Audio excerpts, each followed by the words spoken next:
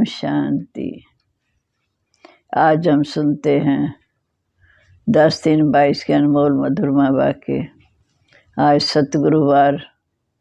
प्यारे बाबा हमारे सिर पे वरदानी हाथ रखकर वरदानों से भरपूर करते हैं। बाबा कहते, बच्चे, जिसे सारी दुनिया याद करती है वह तुम्हारे सन्मुख बैठा है। अब उस बाप को याद कर पूरा पूरा वर्षा ले लो।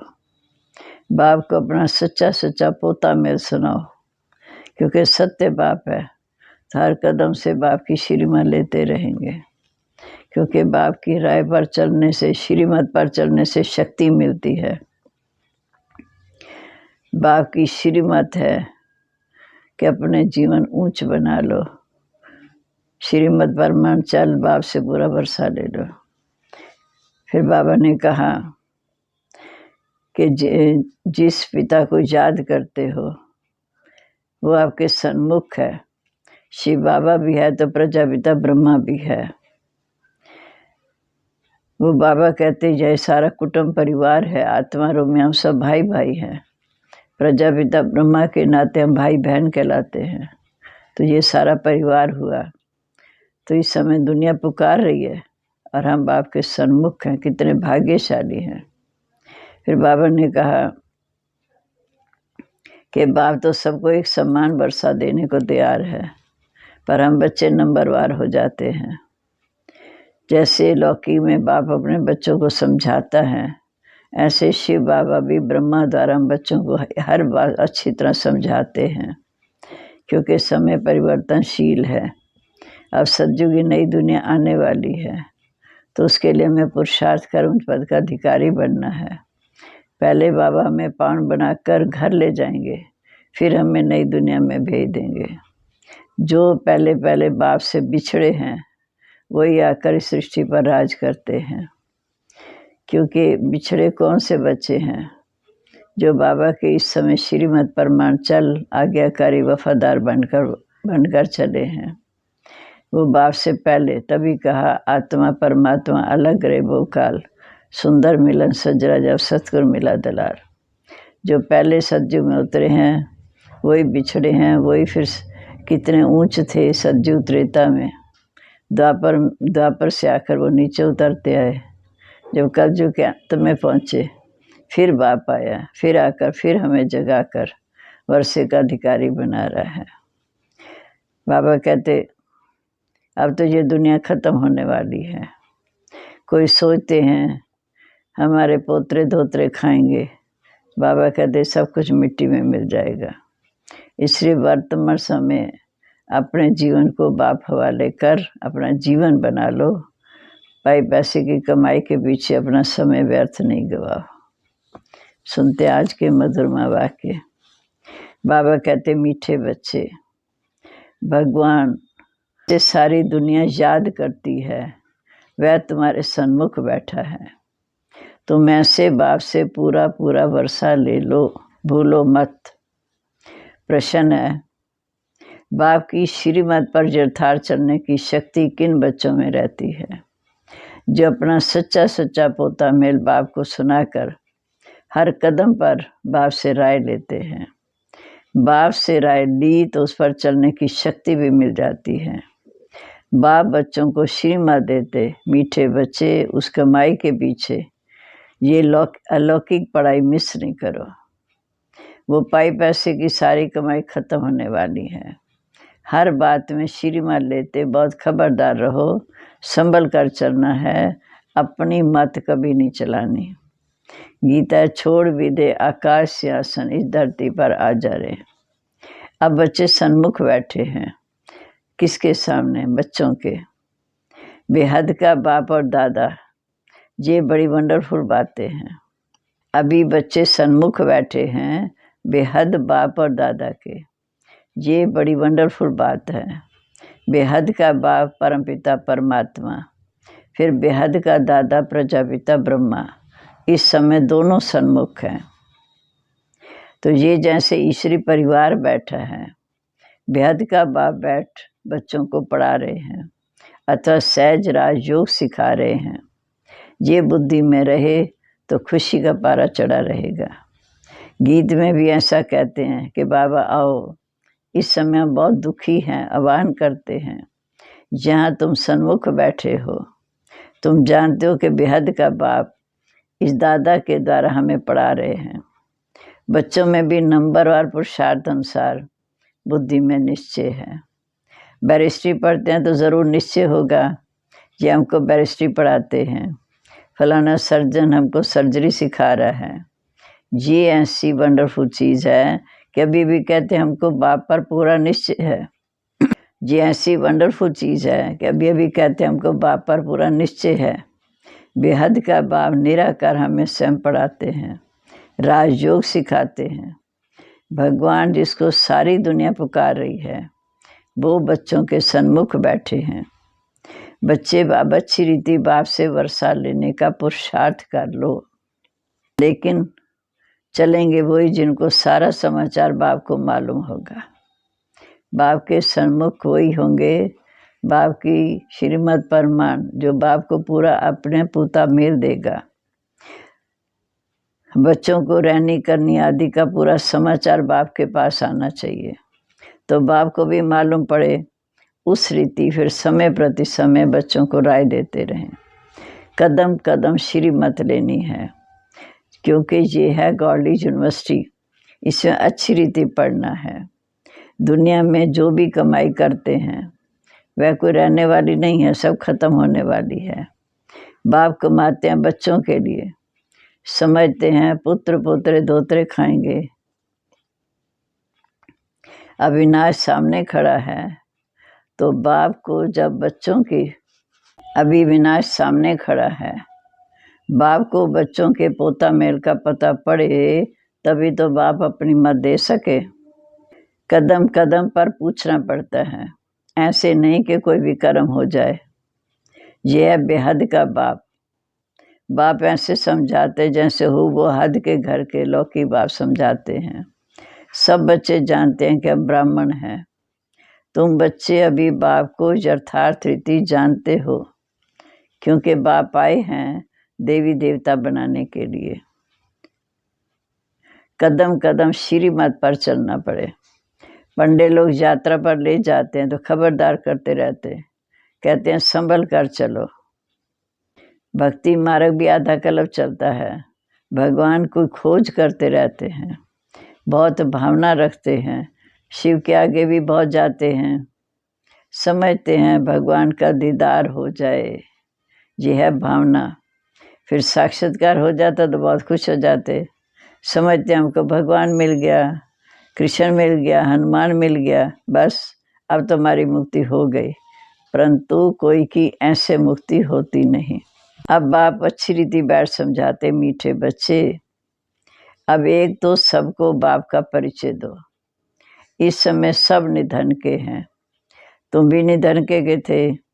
अब बाप द्वारा तुम सब कुछ समझ रहे हो, अब बाप द्वारा तुम सब कुछ समझ रहे हो। ये ड्रामा नादी बना हुआ है, सबको नीचे उतरना ही है, भ्रष्टाचारी बनना ही है। तो ये ख्याल करना चाहिए कि हम भगवान की फैमिली के हैं, भगवान हमारा बाप है, तो बाप के वर्षे के हम अधिकारी हैं, तो ज़रूर हम विश्व के मालिक होने चाहिए। तुम बच्चों को योग में रहकर कर्मातीत बनना है। तुम ही संपूर्ण निर्विकारी थे, फिर बनना है। बाकी जो इतने धर्म हैं वो सतयुग में नहीं होंगे। जो सतयुग में थे वह बहुत समय से अलग हुए। जो सतयुग में आदि सनातन देवी देवता धर्म के थे, वो सतयुग से शांति धाम से सतयुग में आए, तो बहुत समय से बाप से अलग हुए। उनके लिए कहा जाता सिक्के लद्धे। आत्मा परमात्मा अलग रे बहुकाल, सुंदर मिलन सजरा, जो सतगुरु मिला दलाल। कौन सी आत्माएं पहले पहले परम धाम से आई या पाठ बजाने? पहले पहले आती हैं देवी देवता धर्म की आत्माएं पाठ बजाने। उनको ही अपने धर्म में लाना होगा। बाप कहते हैं उनको आना पड़ता है, बाप कहते हैं उनके लिए मुझे आना पड़ता है, साथ में सबके लिए ज़रूर आना पड़े, विशेष उन बच्चों के लिए, साथ में सारे विश्व के लिए, क्योंकि सबको मुक्ति देनी है। अब देवता धर्म तो है नहीं, उसका ही सैपलिंग लगना है। कोई किस धर्म में, कोई किस धर्म में कन्वर्ट हो गए हैं। वही निक्रम की स्थापना कितनी वंडरफुल है। तभी कहते हैं हे प्रभु तेरी श्रीमत गत मत बड़ी वंडरफुल है, जो कोई समझ ही ना सके। देवी देवता धर्म की स्थापना कैसे होती है। इतना समय जो पति देह अभिमानी बन गए, अब उन्हें देही अभिमानी बनना है, क्योंकि आधा कल्प से हम देह अभिमान में थे, अब देही अभिमानी बनना है। इसी में ही मेहनत लगती है। घड़ी घड़ी भूल जाते हैं। बाबा कहते बच्चे उठते बैठते मुझे याद करो, विकर्मों का बोझा तुम्हारे ऊपर बहुत है। सुख भी तुमने बहुत देखा है, सुख भी तुमने बहुत देखा है, दुख भी तुमने बहुत देखा। अब फिर सुख दुख से मैं तुमको सुख में ले जा रहा हूँ, तो श्रीमत पर तो चलना पड़े ना। फिर औरों को भी याद दिलानी है। सृष्टि चक्कर का राज समझाना बड़ा सहज है, उनको ही त्रिकालदर्शी कहा जाता है। तो बाबा ने समझाया, बोलो भगवान के तो तुम भी बच्चे हो। भगवान है स्वर्ग का रचयिता, तो ज़रूर भगवान से स्वर्ग का वर्षा मिलना चाहिए ना। ये बात सिर्फ तुम बच्चे जानते हो और तुम ही पूछ सकते हो। कहते हैं ईश्वर ने पैदा किया तो तुम ईश्वर के वारिस होने चाहिए ना। ईश्वर बाप स्वर्ग का रचयिता, फिर नरक में क्यों पड़े हो। ये तो तुम बच्चे जानते हो कि हम ही पहले स्वर्ग में थे। तुम याद दिला सकते हो कि यही भारत प्राचीन था ना, और भारतवासी ही स्वर्ग के मालिक थे। अभी भारत नरक बना, ये खेल बना हुआ है। राम राज्य और रावण राज्य आधा आधा है, यही खेल है। फिर उनके बीच में क्या होता वह भी डिटेल में बाप समझाते हैं। सतयुग त्रेता राम राज्य, द्वापर कलयुग रावण राज्य, बीच में संगम, पर वो संगम उतरती कला का है। फिर द्वापर से भक्ति मार्ग शुरू होता है। कोई कोई बच्चे निश्चय बुद्धि हैं तो समझते हैं कि हम इस समय बाप के सामने बैठे हैं। बाबा त्रिनेत्री त्रिकालदर्शी त्रिमूर्ति है। ब्रह्मा विष्णु शंकर का भी रचयिता है।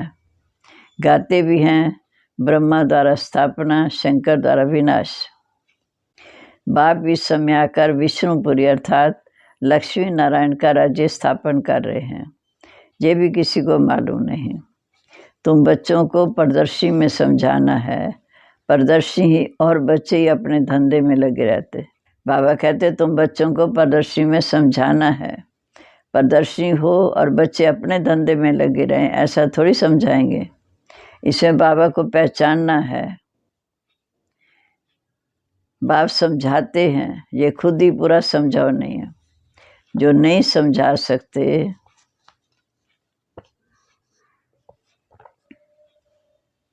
तुम बच्चों को प्रदर्शी में समझाना होता है।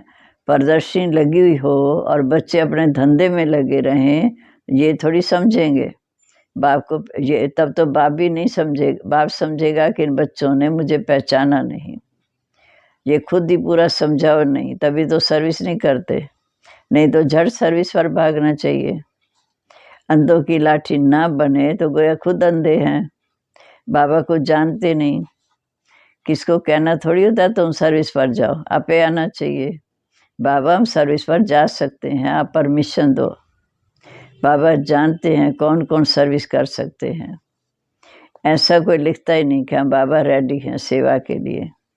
मनुष्य को कौड़ी से हीरे जैसा बनाना। अगर 10-20 रुपया ना कमाए तो क्या हुआ, बहुतों का कल्याण हो जाएगा, परंतु पूरी पहचान हो। ऐसे कोटों में कोई जानते हैं। हमारे पास तो बहुत थोड़े बच्चे हैं सर्विसेबल, जिनको टेलीग्राम करके बुलाना पड़ता है। तुम बच्चों को निरंकारी बनना है। हेड में तो बड़ी नम्रता चाहिए। जो आपसे बड़े हैं उनकी नम्रता चाहिए। बाप कितना निरंकारी है। कोई कोई बच्चों में तो बहुत अहंकार रहता है। सोचना चाहिए जैसे कर्म हम करेंगे हमको देखो और भी करेंगे। उसका दंड भी उनकी अवस्था गिरा देगी। अगर हमारे कारण कोई गिरता है तो उनका दंड भी हमें मिलेगा। बाबा कहते बच्चे अपने हाथ से सब कुछ करना है। बाबा देखो कैसे साधारण रीति बैठ पढ़ाते हैं। मनुष्य समझते हैं कि बाप सर्वशक्तिवान है तो क्या नहीं कर सकता, परंतु बाबा कहते मुझे तो सर्वेंट बनकर बच्चों की सेवा में आना है। कहते हैं हे ज्ञान सागर पतित पावन आओ, सुख के सागर आओ। कहते भी हैं हे ज्ञान के सागर पतित पावन आओ, सुख के सागर आओ, आकर हम पतितों को पावन बनाओ। बाप को आकर ऐसी सर्विस करनी पड़ती है, कहाँ आकर रहना पड़ता है, कैसे कैसे विघ्न पड़ते हैं। लाखा भवन को देखो आग लगाते थे, सभी प्रैक्टिकल में हो रहा है। बाबा कहते मुझे आना पड़ता है। भगवान खुद कहते हैं मुझे भी गाली खानी पड़ती है, सबसे जास्ती गाली तो मैं खाता हूँ। ब्रह्मा बाबा कहते 3 पैर पृथ्वी के भी समय नहीं मिलते, फिर भी कितना निरंकारी से पाठ बजा रहे हैं। मम्मा बाबा बच्चों को सिखलाने के लिए सब कुछ करते हैं। कितना नीचे उतरना पड़ता है। कहाँ इतने ऊंचे विश्व के मालिक, फिर कहाँ इतने नीचे, कितना नीचे उतरना पड़ता है। पतितों को पावन बनाना है, मूत वरीति कपड़ों को धोना है। बाप धोबी भी है, सुनार भी है। सबको गला गला कर बाबा इस समय सच्चा सोना बनाता है। अच्छा जी, मीठे मीठे सिक्के लदे बच्चों प्रेत माता पिता बाप दादा का याद प्यार। Good morning. रूहानी बाप की रूहानी बच्चों को नमस्ते। रूहानी बच्चों की रूहानी बाप दादा को नमस्ते। नमस्ते बाबा, गुड मॉर्निंग। शुक्रिया बाबा, शुक्रिया। कैसे हमें खबरदार करते हैं, कितना लाइक बनाते हैं। अब धारणा के लिए मुख्य सार। बाप समान निरंकारी नम्र चित्त बनना है। बाप समान निरंकारी नम्र चित्त बनना है। अपनी सेवा अपने हाथ से करनी है, किसी भी बात में अहंकार नहीं दिखाना है। दूसरा, सर्विस के लिए सदा तैयार रहना है। सर्विस के लिए स्वयं को अपेफर करना है। कौड़ी जैसे मनुष्यों को हीरा जैसे बनाने की सेवा करनी है। अब वरदान। संपन्नता के आधार पर संतुष्टता का अनुभव करने वाले सदा तृप्त आत्मा भव। संपन्नता के आधार पर संतुष्टता का अनुभव करने वाले सदा तृप्त आत्मा भव। जो सदा भरपूर व संपन्न रहते हैं वह तृप्त होते हैं। चाहे को कितना भी असंतुष्ट करने की परिस्थितियाँ उनके आगे लाए, लेकिन संपन्न तृप्त आत्मा असंतुष्ट करने वालों को भी संतुष्टता का गुण सहयोग के रूप में देगी। ऐसी आत्मा ही रहम दिल बन शुभ भावना शुभकामना द्वारा उनको भी परिवर्तन करने का प्रयत्न करेगी। रूहानी रायल आत्मा का यही श्रेष्ठ कर्म है। स्लोगन है, याद और सेवा का डबल लॉक लगाओ तो माया आ नहीं सकती। याद और सेवा का डबल लॉक लगाओ तो माया आ नहीं सकती। ओम शांति। अब हम इस महावाक्य को मनन करते हुए प्यारे बाबा को भोग भी लगाएंगे, याद भी करेंगे।